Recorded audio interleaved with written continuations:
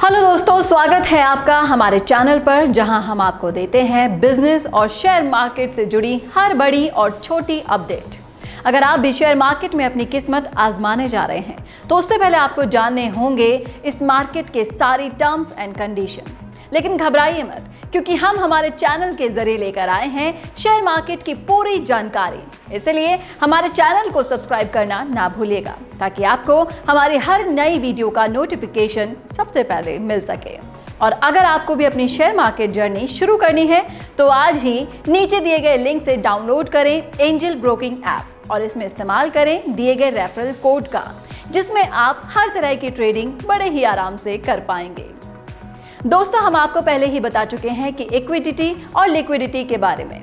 आज हम आपको इस वीडियो में जानकारी देंगे इक्विटी इन्वेस्टमेंट के short term capital gain tax के बारे में। इन्वेस्टर्स को चुने गए सभी एसेट क्लास पर अपने टैक्स आउट गो पर ध्यान देना चाहिए। ये इसलिए है क्योंकि टैक्स आपकी कमाई को प्रभावित करते हैं। इसके अलावा विभिन्न एसेट क्लास पर टैक्स या इन्वेस्टमेंट की विभिन्न श्रेणियां बहुत अलग हो सकती हैं। हालांकि बोर्ड में एक बात सच है कि आपके सभी इन्वेस्टमेंट कुछ टैक्स घटक के साथ ही आते हैं। ये सब जानते हैं कि टैक्स आपकी कमाई का एक अच्छा हिस्सा बन सकते हैं, और जब उनसे कोई बच नहीं सकता तो उन्हें समझना बहुत जरूरी हो जाता है। सरकार आपको टैक्स के आसपास काम करने और आपके टैक्स बोझ को कम करने के लिए बहुत सारे ऑप्शंस भी देती है। तो चलिए सबसे पहले जानते हैं कि कैपिटल गेन क्या होता है। कैपिटल गेन का मीनिंग है लाभ, आय या लाभ जो आप अपने इन्वेस्टमेंट पर करते हैं। जब आप इसे खरीदने की तुलना में अधिक कीमत के लिए कैपिटल एसेट बेचते हैं तो इसमें प्रॉपर्टी, ऑटोमोबाइल, स्टॉक, बॉन्ड या कलेक्टिबल या आर्ट से किए गए लाभ शामिल हो सकते हैं। एग्जाम्पल के लिए, अगर भविन ने 5,000 रुपए की कीमत का स्टॉक खरीदा और उसे 6,000 के लिए बेच दिया तो उसका जो पूंजीगत लाभ हुआ वो था 1,000 रुपए। इक्विटी इन्वेस्टमेंट पर STG टैक्स क्या होता है, चलिए इसे अब समझते हैं। 12 महीनों से कम समय में परिपक्व या रिडीम किए जाने वाले स्टॉक मार्केट इन्वेस्टमेंट को शॉर्ट टर्म के रूप में विभाजित किया जाता है। इक्विटी इन्वेस्टमेंट से short term capital gain Bharat में short term capital gain tax के अधीन है। Short term capital gain tax rate Bharat में long term capital gain tax rate से ज़्यादा है। ये लंबी अवधि के लिए इन्वेस्ट किए गए सारे लाभों में से एक है। हालांकि अगर आपका इन्वेस्टमेंट क्षितिज और फाइनेंशियल लक्ष्य शॉर्ट टर्म इन्वेस्टमेंट के लिए कॉल करते हैं तो आप इसे ही चुनिए, लेकिन डेफिनेटली लागू टैक्स इम्प्लीमेशन को समझें ताकि आप अपने लक्ष्यों को उसके अनुसार सेट कर सकें। चलिए अब जानते हैं कि इक्विटी इन्वेस्टमेंट पर short term capital gain tax के बारे में वो कौन सी 10 महत्वपूर्ण बातें हैं जो आपका जानना बेहद ज़रूरी है। पहली है टैक्स दर। STG पर आपके टैक्स स्लैब के बावजूद 15% है, और चाहे आपके 1 महीने या 11 महीने या 29 दिनों के लिए इन्वेस्ट किया हो। टैक्स लागू और कटौती। टैक्स केवल तभी लागू होता है जब आप वास्तव में अपना म्यूचुअल फंड रिडीम करते हैं या फिर अपना स्टॉक बेच देते हैं। अगर आपके पास अभी भी म्यूचुअल फंड या स्टॉक या आपके द्वारा निवेश किए गए डेरिवेटिव कॉन्ट्रैक्ट हैं तो आप पर टैक्स नहीं लगाया जा सकता।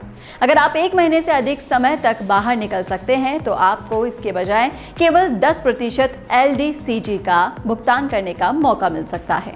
तीसरा है छूट। अगर इन्वेस्टर की कुल आय प्रति वर्ष 2.5 लाख रुपए से कम है तो उसे STGC का भुगतान करने से छूट दे दी जाती है। चौथा है लाभ एक कीवर्ड होता है। जी हाँ, आप स्टॉक मार्केट से दूर की जाने वाली पूंजी के बारे में उसके भाग पर STCG का भुगतान नहीं किया जाता, बल्कि केवल आपके लाभ पर ही किया जाता है। अगर आपको कोई लाभ नहीं मिलता तो आप कोई टैक्स भी नहीं देते।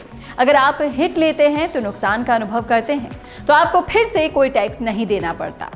वास्तव में कुछ मामलों में और अन्य इन्वेस्टमेंट पर पूंजीगत लाभ को पूंजीगत नुकसान के लिए ऑफसेट किया जा सकता है, जिससे आपका समय टैक्स भार कम हो सकता है। दूसरे शब्दों में, कैपिटल गेन टैक्स स्टॉक से ट्रांसफर करने पर टैक्स होता है, जहां इक्विटी इन्वेस्टमेंट से संबंधित होते हैं। चौथा है टैक्स की जाने वाली राशि।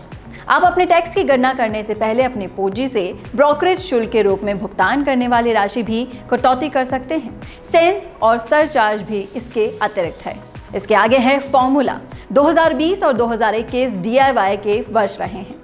अगर आप अपनी गणना करवाना चाहते हैं तो STCG पर इससे पहुंचने का फॉर्मूला है। स्टेप 1, पूरी सेल या रिडेम्पशन वैल्यू माइनस ब्रोकरेज शुल्क शून्य से खरीदने की कीमत, और स्टेप 2, आपके द्वारा बची हुई राशि पर 15% की गणना करें। अगला पॉइंट है सामान्य गलती।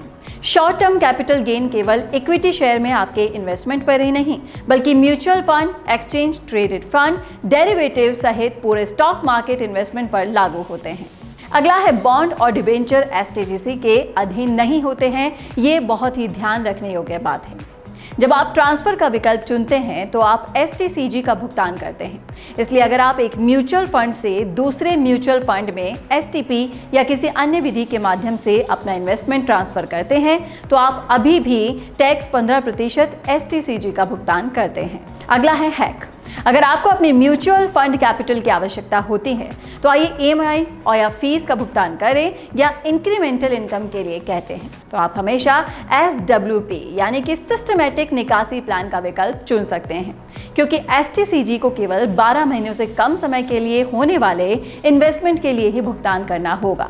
आप 12 महीनों के बाद निकाली गई सभी राशि पर 5% की बचत कर सकते हैं। ये वही स्टॉक है जिसे आप धारण करते हैं। शायद आपको एक बार में पूरा भाग की आवश्यकता नहीं होगी, लेकिन आप केवल स्टॉक की राशि बेच सकते हैं तो आपकी तुरंत आवश्यकताओं को आप पूरा भी कर सकते हैं, या फिर पॉसिबली आपकी 12 महीने की अवधि समाप्त हो जाने के बाद आप स्टॉक बेच सकते हैं, जिससे आपको एसटीसीजी के बजाय एलटीसीजी का भुगतान करके कम टैक्स का भुगतान करने का ऑप्शन मिल जाता है। एसटीसीजी आपके रिटर्न को टारगेट कर सकता है, इसलिए आपको ये सुनिश्चित करना होगा कि आप अपने टारगेट सेट करते समय इसे ध्यान में रखें। भले ही आप एसटीसीजी का भुगतान करने से बच जाते हैं, आपका इन्वेस्टमेंट अभी भी मार्केट जोखिमों के अधीन है, और अगर आप स्टॉक में इन्वेस्टमेंट कर रहे हैं तो आपको दूसरे लॉजिकल चयन मानदंडों का उपयोग करना चाहिए, जैसे कि कंपनी की एडवांटेजेस, हिस्टोरिकल प्राइस डेटा और इवैल्यूएशन। अगर आप म्यूचुअल फंड में इन्वेस्ट कर रहे हैं तो आप पिछले रिटर्न में निरंतरता के अलावा एसेट मैनेजमेंट, कंपनी और फंड मैनेजर के ट्रैक रिकॉर्ड पर भी विचार कर सकते हैं। इन दोनों मामलों में आपको ये ध्यान देना होगा कि इन्वेस्टमेंट की लागत आपकी कमाई को कैसे प्रभावित करती है। तो ये थी वो इम्पॉर्टेंट टिप्स जो आपको जानना बेहद ज़रूरी थे। कैसे लगी आपको ये जानकारी, कमेंट करके ज़रूर बताइएगा। और अगर आपको भी अपनी शेयर मार्केट में जर्नी शुरू करनी है तो आज ही नीचे दिए गए लिंक से डाउनलोड करें एंजल ब्रोकिंग ऐप और इसमें इस्तेमाल करें दिए गए रेफरल कोड का, जिसमें आप हर तरह की ट्रेडिंग बड़े ही आराम से कर पाएंगे।